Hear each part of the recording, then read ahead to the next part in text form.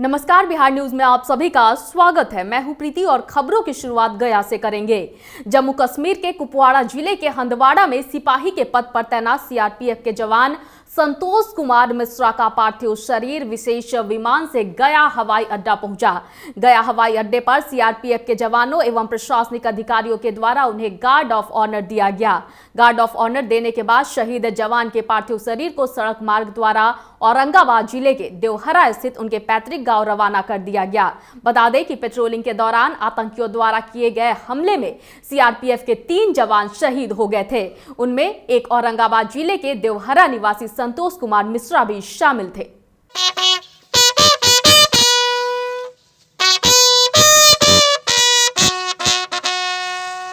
Battalion CRPF के संतोष कुमार मिश्रा जी जो दिवंगत हुए शहीद, उनके आज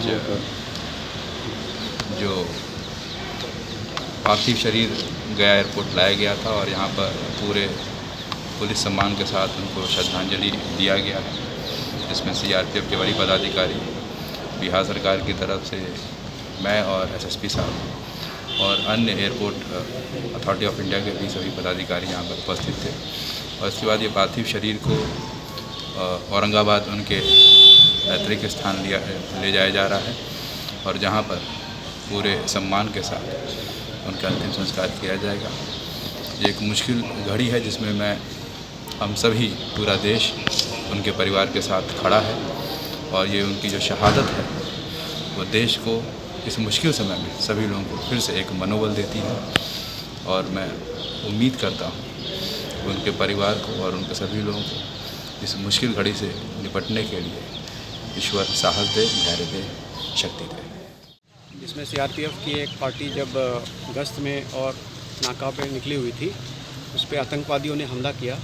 इस हमले में हमारे 3 जवान शहीद हो गए। एक जवान यूपी का था और एक तमिलनाडु का। और ये शहीद संतोष कुमार मिश्रा ये औरंगाबाद के रहने वाले हैं। आज उनका पार्थिव शरीर यहाँ पर आया है। हम लोग उनको सम्मान देने के लिए यहाँ पर इकट्ठे हुए। ये इनका शरीर कहाँ भेजा गया सर? ये पैतृक गांव भेजा जा रहा है उनके गांव में, और वहाँ पर भी हम लोग जा रहे हैं। जो भी अंत्येष्टि कार्यक्रम होगा उसमें हम सभी लोग शामिल होंगे। ये गया में इन्हें गार्ड ऑफ ऑनर यहाँ पर दिया? जी, गया में हम लोग ने यहाँ गार्ड ऑफ ऑनर गया एयरपोर्ट पे दिया है। इसके बाद इनके गृह गाँव में जहाँ पर भी ले जा रहे हैं, जनपद औरंगाबाद में, वहाँ पर भी गार्ड ऑफ ऑनर दिया जाए। किस पद पर तैनात थे सर? जी, घटना जहाँ पर हुई किस पद पर ही तैनात थे? मैं समझा नहीं क्या। कौन से पोस्ट पे थे? कौन से पोस्ट पर तैनात थे जहाँ पर? अच्छा, ये हमारे सीआरपीएफ के 92 बटालियन के सिपाही थे। और वहाँ पर कुपवाड़ा ज़िले में हंदवाड़ा में जब इनकी पार्टी निकली हुई थी गश्त में, तभी आतंकवादियों ने हमला किया 3 मई को। उसमें शहीद हो गए? उसमें शहीद हो गए। इनके साथ 2 और सीआरपीएफ के लोग शहीद हुए। 3 हमारे जवान शहीद हुए उस घटना में। कटिहार जिले के कदवा प्रखंड अंतर्गत सामुदायिक स्वास्थ्य केंद्र दुर्गागंज में काफी दिनों से जमीन पर पड़ा बीमार व्यक्ति की कोई भी सुधि लेने वाला नहीं है। गौरतलब है कि यह बीमार व्यक्ति लॉकडाउन में ही फंस जाने के बाद ग्राम रक्षा दल एवं ग्रामीण रामू रविदास के सहयोग से अस्पताल में भर्ती करवाया गया था, परंतु अस्पताल में रहते रहते और भी ज्यादा वह बीमार होने के बाद अब वह बोलने में भी सक्षम नहीं है। वही अस्पताल के प्रबंधक रवि रश्मि को जब फोन लगाया गया तो मोबाइल बंद आया। इससे पता चलता है कि सामुदायिक स्वास्थ्य केंद्र दुर्गागंज की विधि व्यवस्था कितनी लचर है। जहां इतने बड़े अस्पताल में सभी व्यवस्था के साथ काफी संख्या में बेड भी उपलब्ध है, वहीं इस व्यक्ति को जमीन पर बिना देखरेख के छोड़ दिया गया है। वहीं स्वास्थ्य केंद्र के चिकित्सा प्रभारी पंकज कुमार सिंह से मीडिया के द्वारा पूछे जाने पर तुरंत संज्ञान में बात को लेते हुए बीमार व्यक्ति को कटिहार रेफर करने की बात कही। समस्तीपुर जिला कब आए हैं यहाँ? कितने दिन से यहाँ है?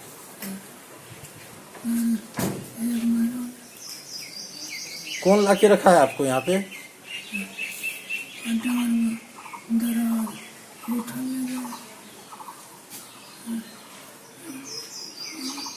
खाना पीना मिलता है आपको? दवाई उवाई मिला है?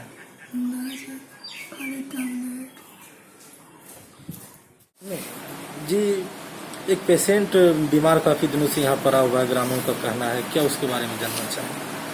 वह समस्तीपुर जिला का रहने वाला है और घर घर घूम के बक्सा ठीक करता है, बक्सा कब्जा ये सब ठीक करता है। तो लॉकडाउन में फंस गया है, उसको जॉइंट्स प्रॉब्लम है, उसको हम लोग सदर हॉस्पिटल कटिहार रेफर कर रहे हैं। आप अपना परिचय। डॉक्टर पंकज कुमार सिंह, प्रभारी चिकित्सा पदाधिकारी, CSC कदवा। ये जो अस्पताल में कई दिनों से बाहर में एक पेशेंट पड़ा हुआ है और जानकारी मिली कि आप यहाँ ग्राम रक्षा दल में ड्यूटी कर रहे थे अस्पताल के आगे, आपको जानकारी होगी कि ये कितने दिनों से यहाँ पे है? कम से कम 12-13 रोज से। क्या परेशानी है उसके साथ? उसको हम रोके थे, उसको पूछवो भी किए हाँ। कि कहाँ तुम्हारा घर।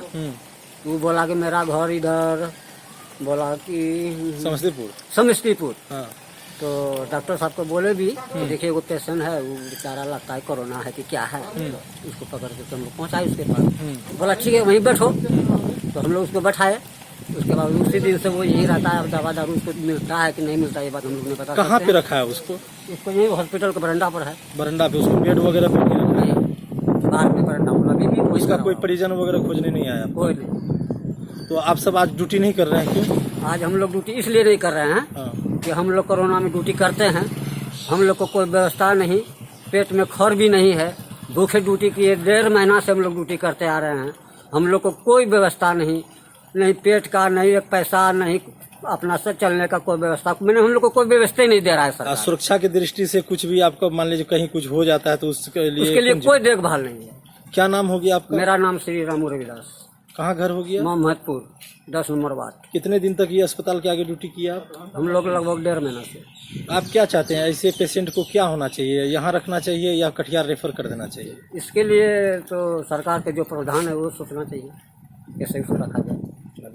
कोरोना वायरस संक्रमण को लेकर लगातार बिहार सरकार के द्वारा सोशल डिस्टेंसिंग का पालन नहीं किया जा रहा है।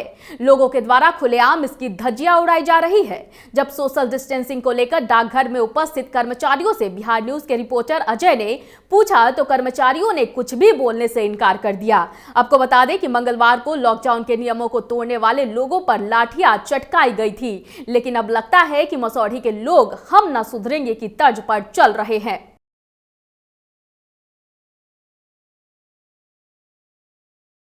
ऑफिस में क्यों आई हैं? पैसा निकालने हैं सर। तो पैसा निकालने के लिए आई हैं। आपको ये मालूम है कि लॉकडाउन है और लॉकडाउन में यह निर्देश दिया गया है सरकार की ओर से कि आप हमेशा सामाजिक दूरी बना के रखें, कोरोना वायरस संक्रमण आपकी चपेट में आप न आ जाए। इसलिए लोगों से बार बार अपील किया गया है कि आप सामाजिक दूरी बना के रखें। तो ये सामाजिक दूरी नहीं बना? बोलिए जी, हमारा तबीयत ठीक नहीं है, डॉक्टर के पास इलाज करवाने जाना है सर, तो मजबूरी में तो सर आना ही पड़ेगा। क्या नाम हुआ आपका? जी सविता देवी। कहाँ घर है? दरियापुर। क्यों आई हैं? खाता खुलवाने के लिए। सरकार का निर्देश है कि यदि अत्यावश्यक काम हो, कार्यालय को भी निर्देश दिया गया, यदि अत्यावश्यक काम हो वो ऐसी स्थिति में कार्यालय खुलेंगे। समझ गए? कोरोना वायरस है, डरते हैं आप कोरोना वायरस से? कोरोना वायरस से डरते हैं आप? कोरोना वायरस जो बीमारी है, महामारी है, इसे डर नहीं लगता है? डर लगता है। पोस्ट ऑफिस में मैं सर पैसा निकालने के लिए आया सर, अपने अकाउंट से सर, घर के परिस्थिति के लिए सर। कहाँ घर है आपका? 12। लॉकडाउन है ना? हाँ सर। लॉकडाउन है? हाँ सर। तो लॉकडाउन में सरकार निर्देश दी है कि अति आवश्यक काम रहे तो घर से बाहर निकले, निर्देश जारी किया है। आप लॉकडाउन के नियम को ख्याल रखना है आपको। हाँ सर। कोरोना वायरस बीमारी है जो विश्वव्यापी बीमारी है, अगर इसके चपेट में कोई आ जाता है तो उनको परेशानी हो सकती है। तो आप तो सोशल डिस्टेंसिंग में तो है नहीं, देख लीजिए आप, देखिए आपके पीछे कितने लोग खड़े हैं, तो डर लगता है ना आपको कोरोना वायरस से? ना कैसे सर, जान के सबको डर है। सबको डर है, जान को सबको डर है। क्या नाम हुआ? मेरा नाम हुआ बैजनाथ सिंह। घर कहाँ हुआ? 12। जहां एक और कोविड-19 को लेकर पूरे देश में लॉकडाउन है, तो वहीं जिले में मूसलाधार बारिश के कारण खेतों में लगे किसानों के फसल नष्ट हो गए। कई प्रखंडों में गेहूं की कटी फसल को भी नुकसान हुआ है।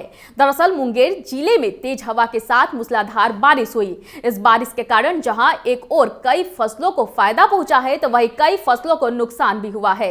वहीं शहरी क्षेत्र में सब्जी उपजाने वाले किसान संजीव मंडल का कहना है कि उन्होंने 4 बीघे में सब्जी की खेती की थी, लेकिन मूसलाधार बारिश से सब कुछ बर्बाद हो गया।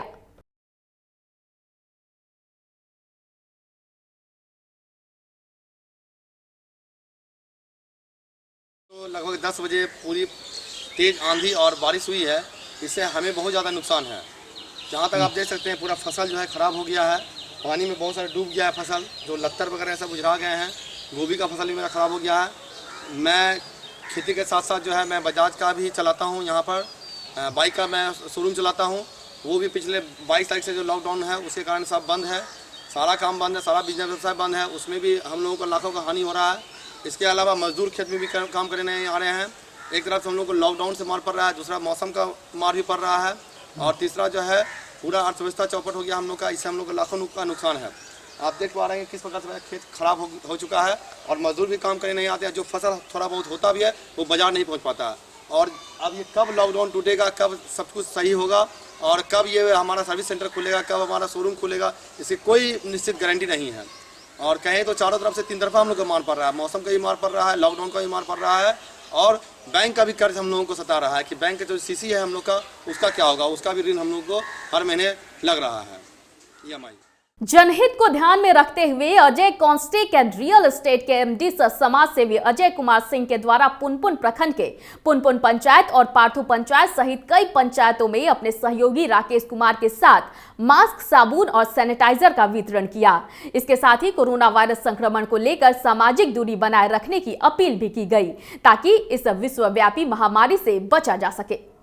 कोरोना महामारी को लेकर प्रखंड क्षेत्र में आने वाले ग्रामीणों को 21 दिनों तक राहत कैंप में रखा जा रहा है, जहां पर अधिकारियों द्वारा समुचित व्यवस्था की बात कही जा रही है, परंतु सभी व्यवस्था की पोल दलसिंह सराय आई रोड स्थित आरबी कॉलेज के छात्रावास में बने राहत कैंप में रह रहे ग्रामीण खोल रहे हैं। अभी राहत कैंप में कुल 30 लोग रह रहे हैं, जो दिल्ली, हरियाणा, नेपाल, सूरत, पश्चिम बंगाल, यूपी से अपने गांव किसी माध्यम से आए थे। उन सभी का कहना है कि शुरू में खाना, पानी, साफ सफाई की व्यवस्था ठीक थी, परंतु 2-3 दिनों बाद ही सारी व्यवस्था नरकीय सी हो गई। ये राहत कैंप में आप लोग रह रहे हैं, क्या परेशानी हो रही है आप लोग को? सर, आज तीसरा दिन है, हमारे नहाने के लिए कोई व्यवस्था नहीं हुआ। एक दिन बाद हमारे साबुन जो भी मिला, उसके बाद एक रात को चावल में कंकर मिलता है खाने के लिए। और परेशानी यही है, कोई सुविधा नहीं है यहाँ। बाथरूम इतना गंदा है, सभी को न सैनिटाइजर है न कोई कुछ है। दिन में कितने बार खाना मिलता है? दिन में एक बार खाना मिलता है, और सुबह को लंच में दिया जाता है चूड़ा, और थोड़ी सवेरे में दिया जाता है थोड़ी सी गुड़ और चूड़ा दिया जाता है। जी, दोपहर में क्या दिया जाता है? दोपहर में कुछ नहीं मिलता है यहाँ। यहाँ जो भोजन दिया जाता है कैसे दिया जाता है?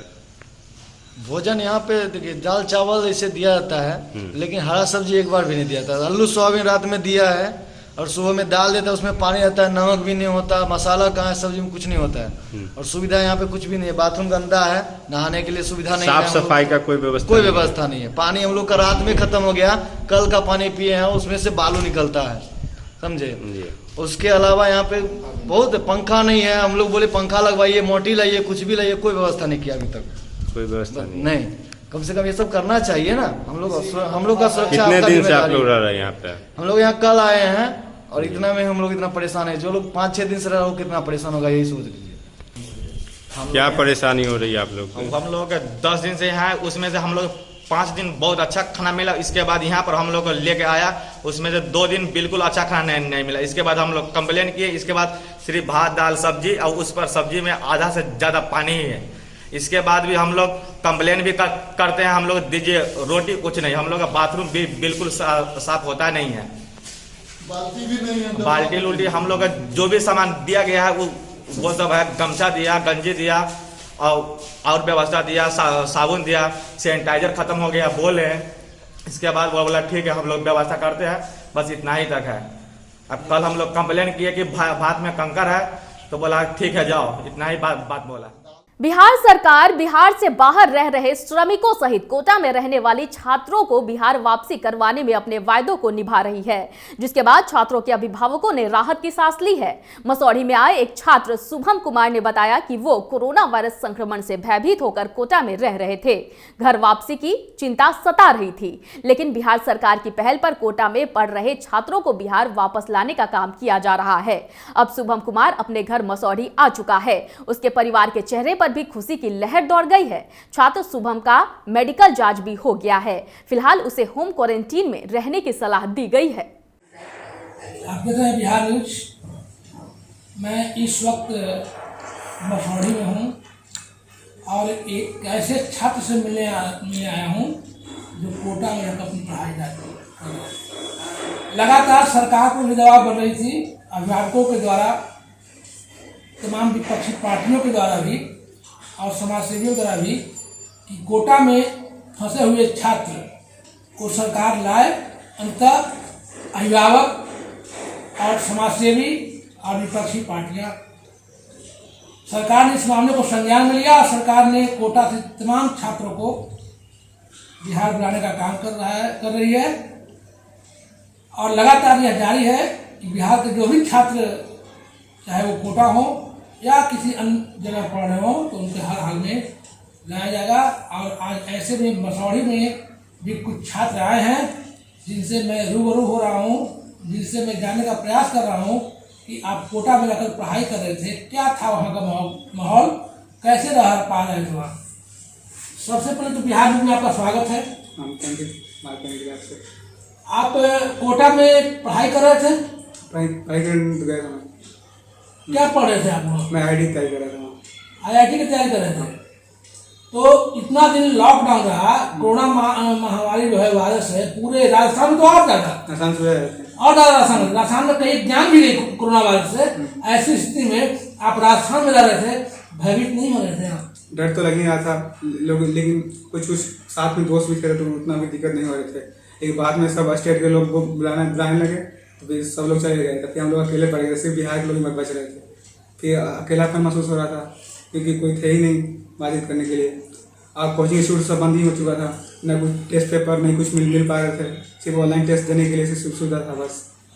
राजस्थान की सरकार कुछ मदद पहुँचा रही थी आप लोगों को या नहीं? राजस्थान सरकार जारी कुछ तो भेज तो नहीं रहे थे, सिर्फ मेस वाले बाहर से आते थे, खाना पहुँचाने आते थे। ज़्यादा दिक्कत वही था कि लोग तो बाहर से कोई आ नहीं रहे थे, फिर मेस वाले आते थे खाना पहुँचाने, तो उससे डर लगा था वो लोग कहाँ से मिल के आते हैं, किधर से आते हैं, जाए वो लोग से नहीं फैल जाए, ज़्यादा दिक्कत वो था ना। अब आप बिहार पहुँचे, बिहार में आप मसौढ़ी में आ गए, अपने घर में आ गए, कैसा महसूस कर रहे हैं आप? अब तो सेफ महसूस कर रहा हूँ वहाँ से। फिर कोटा में लगभग 250+ ही केस हो गया वहाँ भी, धीरे धीरे वहाँ पर बढ़ता ही जा रहा है कोटा। तो मसौढ़ी आने पर आपको खुशी हो रही है? खुशी तो होगी, फैमिली के साथ मिलना बहुत बड़ा होता है। फिर जाना चाहेंगे कोटा? अभी तो बस एग्जाम होने के बाद ही मैं, जब एडवांस की तैयारी हो तो मैं जा सकता हूँ, जब पूरा लॉकडाउन हट जाए, सब कुछ सब क्लियर हो जाए, तब हाँ कोरोना खत्म हो जाए तो जा सकता हूँ। सरकार के द्वारा आपको बिहार में लाया गया, तो क्या ट्रेन से लाई गई या बस है? ट्रेन से लाई गई थी। तो ट्रेन का फेयर लिया होगा? नहीं, फेयर तो राजस्थान सरकार के इंस्टीट्यूट वाले मिल के अपना DM कोटा से मैसेज आया था, उसी से जिसका मैसेज था वही लोग आ सकते हैं, आप वही नहीं आ सकते। मतलब वहाँ का आने का ट्रेन फेयर नहीं लगा आपको? या राजस्थान सरकार दी? वो वहाँ का इंस्टीट्यूट वाले राजस्थान सरकार दोनों मिले किए, इंस्टीट्यूट वाले वहाँ का फेयर और DM गाँव कोटा उसका मैसेज था। क्या नाम हुआ आपका? मेरा शुभम कुमार। ये कौन सा ईयर है आपका? ये मेरा वहाँ रिपीट करा था, मैं लास्ट स्टूडेंट था वहाँ का। लास्ट। तो आप कोरोना से ये कहिए, आप कोरोना से उबर के आए हैं, उस स्टेट से आए हैं जहाँ कोरोना महामारी के रूप में पूरा कायम हो गई थी, लोग त्रस्त थे राजस्थान में, कितने लोग वहाँ से कोरोना से पॉजिटिव पाए गए, कितने लोग वहाँ जान गई। ऐसे में आप कोरोना में जो सेंटर कहा जाता है उसको, जो हॉट स्पॉट कहा जाता है राजस्थान को, उस राजस्थान से आप निकलकर बिहार में आए, यह तमाम आपके अभिभावक के लिए काफ़ी खुशी होगी। हाँ, खुशी तो है ही, क्योंकि इतना लोग जाए तो लोग जितना मेरे से ज़्यादा टेंशन तो घर वाले के थे, वहाँ फंसे हुए हैं। जो उससे ज़्यादा फिर बाद टेंशन होने लगती है कि इतने लोग महामारी से लोग मर रहे हैं, हम लोग ज़्यादा तो घर पे एक बार मिलना तो जरूरी बनता है बीच में। पटना से आप यहाँ कैसे हैं? पटना से आने में बस पटना से हम लोग को बस से पहुँचाया गया था। बस किसी बस से? बस वो गवर्नमेंट का था, गवर्नमेंट की बस से। तो आप दानापुर आए होंगे? हाँ, दानापुर से बस मिले थे, वहाँ से फिर लाने के लिए। वहाँ से फ्री बस से आए, खुशी हुई यार? हाँ, खुशी लोगों से मिलकर। हाँ, तरह से मिलेगा तो खुशी तो सबकी होती है। आपकी जांच कर लिया गया है? हाँ, वहाँ कोटा में स्क्रीनिंग किया गया था, तो वहाँ टेम्परेचर चेक किए थे, फिर पटना आने के बाद भी टेम्परेचर चेक हुआ था। अब हम लोग फॉर्म लखनऊ। अब होम क्वारंटाइन में रहने का आदेश दिया गया है हाँ 21 दिन के लिए तो चिकित्सकों के द्वारा। हाँ, और फिर यहाँ का पुलिस थाने में एक क्वारंटाइन का लेवल जमा जाएगा। आपका बेटा कोटा में था और जान भी नहीं है कि पूरा विश्वव्यापी कोरोना महामारी है। ऐसी स्थिति में अगर कहा जाए तो राजस्थान हॉट स्पॉट बन गया था, जहाँ पता नहीं कितने लोग कोरोना पॉजिटिव थे और कितने लोग वहाँ जान गए। ऐसे में आपका बेटा वहाँ रह रहा था, तो क्या लग रहा था? बहुत टेंशन में थे सर, रात दिन टेंशन में थे, तनाव में थे कि हमारा बेटा बिहार आ पाएगा या नहीं। अब तो बिहार आ गया है, आपके घर में भी आ गया, अब कैसा लग रहा है? अब बहुत खुशी महसूस है सर। खुशी महसूस हो रहा है। तो आपके बेटों को चिकित्सीय सुविधा उपलब्ध करा दी गई है, उसके बाद कहा गया है कि आप होम क्वारंटाइन में रहें, तो आपका बेटा होम क्वारंटाइन में रह रहा है? जी एकदम होम क्वारंटाइन। तो आप उसको क्या खास निगरानी बरत रही हैं? सर उसको पीने के लिए गर्म पानी दे रहे हैं, उसको चाय में नींबू पी दे रहे हैं, आदि दे अदरक दे रहे हैं, और दूध में नींबू की हल्दी दे रहे हैं, और उसको जितना गर्म पानी ही पीने के लिए दे रहे हैं। आया तो गर्म पानी से नहलाए भी डिटॉल डाल। अब तो खुशी हुई नहीं हो। तो बिहार सरकार को धन्यवाद देंगे आप? जी धन्यवाद तो देना जरूरी है।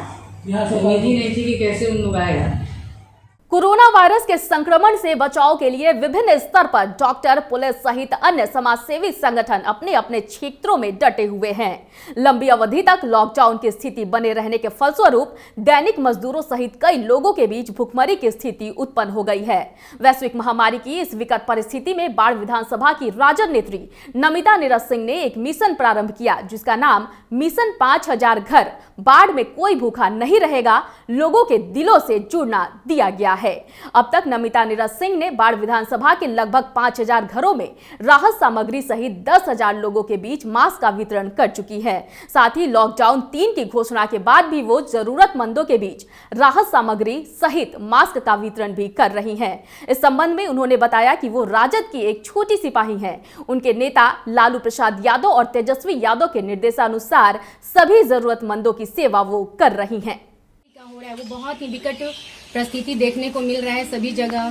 सरकार ने भी सभी को बोला है कि सभी लोग मास्क लगाएं, ऊपर से ही निर्देश आ रखा है। तो उसके तहत हमने काफ़ी 5000 अभी मास्क बनवाई हूँ और इसको मैं पूरे जहाँ जहाँ अभी फिर ज़रूरी है, जिनको जैसे कि वो सब्जी बेचने वाले हो गए, जैसे कि हमारे रोड पे रहते हैं जो भी भाई बंधु जो बिल्कुल गरीब हैं, उनके लिए मैंने फिर से 5000 मास्क अभी मंगवाई हूँ और उनके लिए मैंने खाद्य सामग्री का भी इंतज़ाम किया है। और आप लोगों के माध्यम से मैं सभी को यही बताना चाहती हूँ कि इस मुहिम में सभी लोग जितना से जितना हो सके जुड़ने की कोशिश करें, क्योंकि ये जो वैश्विक महामारी है ये अकेले मेरे लिए नहीं है, ये पूरे बाढ़ विधानसभा जो है हमारा बहुत बड़ी जनसंख्या है, इसमें सभी लोग एक दूसरे का हेल्प करेंगे, मदद करेंगे तो हमारा बाढ़ सुंदर, स्वच्छ और सफल रहेगा। इस मुहिम में सभी के पास खाद्य सामग्री और मास्क पहुंचेंगे तो हमारा बाढ़ हमेशा शुद्ध और साफ रहेगा। और जो कि मैं राजद से जुड़ी हूँ तो मेरी विचारधारा आदरणीय लालू जी के प्रति है, तो मैं उनकी विचारधाराओं को हमेशा अपनाते हुए आगे बढ़ना चाहती हूँ, क्योंकि हमारे जो आदरणीय लालू जी थे हमेशा गरीब दबे कुचले को आगे लाने की कोशिश में, उनको हमेशा बढ़ाने की कोशिश में रहते थे। अभी जो कि माहौल चल रहा है, यदि हमारे आदरणीय लालू जी होते हैं तो उनका अलग ही मुहिम देखने को मिलता पूरे बिहार में देखने को मिलता। और लेकिन उनके ही चरण कदमों पे उनके बेटे तेजस्वी जी चल रहे हैं, जो कि वो भी सफल हो रहे हैं। वो भी अपने जितने भी राजद के कार्यकर्ता हैं सभी को फॉलो करते हुए आदेश देते रहते हैं, बताते हैं वो कि जो भी आपके घर के अगल बगल में लोग हों उनको देखें, किसी के घर में ऐसा ना हो कि चूल्हा ना जले, सबके यहाँ चूल्हा जलना चाहिए। तो उन लोगों की विचारधाराओं को अपनाते हुए मेरा ये मिशन है जो 5000 सिलाव प्रखंड के राजगीर थाना क्षेत्र के शमशेरा गांव के समीप अज्ञात वाहन की चपेट में आने से साइकिल सवार शिक्षक की मौत हो गई। मृतक की पहचान विंडीडीह गांव निवासी 45 वर्षीय राकेश शर्मा के रूप में हुई है। बता दें कि हड़ताल खत्म होने के बाद अपनी ड्यूटी ज्वाइन करने शिक्षक विद्यालय जा रहे थे। इसी दौरान ये हादसा हुआ। वही घटना की सूचना के बाद पुलिस ने शव को कब्जे में लेकर पोस्टमार्टम के लिए सदर अस्पताल भेज दिया। वही थाना अध्यक्ष संतोष कुमार ने बताया कि फरार वाहन के चालक की पहचान की जा रही है। हड़ताल आज खत्म हुआ था तो ज्वाइनिंग करने के लिए रायतर स्कूल जा रहे थे, वही रास्ता में बीच में हुआ था। कहाँ पर एक्सीडेंट हुआ? धामर वो गांव बोलता है, गिरिया का और उसी का आसपास। कौन गाड़ी मारा है? गाड़ी वगैरह कुछ पता नहीं चला। साइड में हम सब कॉल वगैरह गया तो वहाँ पे हम सब पहुँचे थे। कैसी सीट है? क्या बोल रहा है? साइकिल से जा रहे थे। जा रहे थे कि आ रहे थे? इधर से जा रहे थे, रैयती खत्म हुआ था ना हड़ताल, तो जा रहे थे ज्वाइनिंग करने के लिए। क्या नाम हुआ आपका? मेरा अंजन कुमार। मोतिहारी में जमीनी विवाद को लेकर दो पक्षों में जमकर मारपीट हुई और इसके साथ ही गोली भी चलाई गई, जिसमें एक व्यक्ति को गोली लग गई। वहीं इस घटना में 3 अन्य लोग भी पिटाई से घायल हो गए हैं। घटना के बाद सभी घायलों को सदर अस्पताल में प्राथमिक उपचार के बाद गोली से घायल व्यक्ति को बेहतर इलाज के लिए शहर के निजी अस्पताल में भेज दिया गया।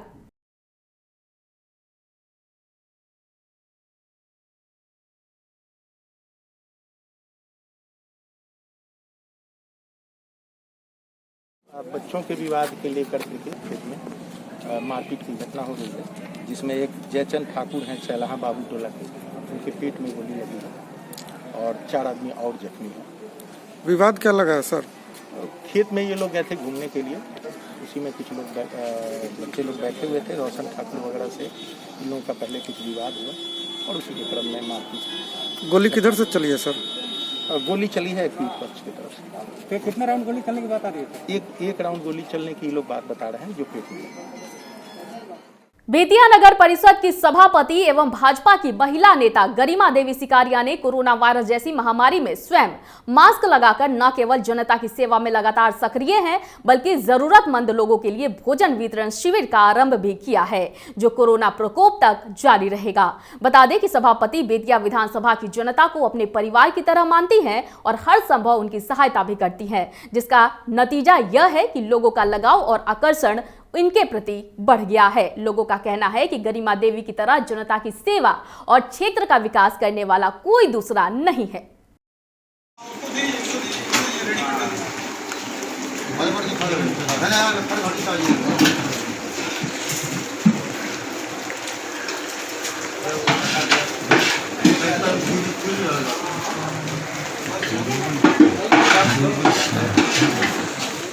मैं पिपरा घाट स्नान करने पहले साथ गया था और नहाने के बाद पहला बार मैंने देखा केबिन का व्यवस्था, लेडीज़ को कोई परेशानी नहीं था। इतना अच्छा लगा, इनके लिए बहुत बहुत धन्यवाद करता हूँ गरिमा सिकारिया। इस वक्त की खबरों में फिलहाल इतना ही। मुझे दीजिए इजाजत, लेकिन देखते रहिए बिहार न्यूज। नमस्कार।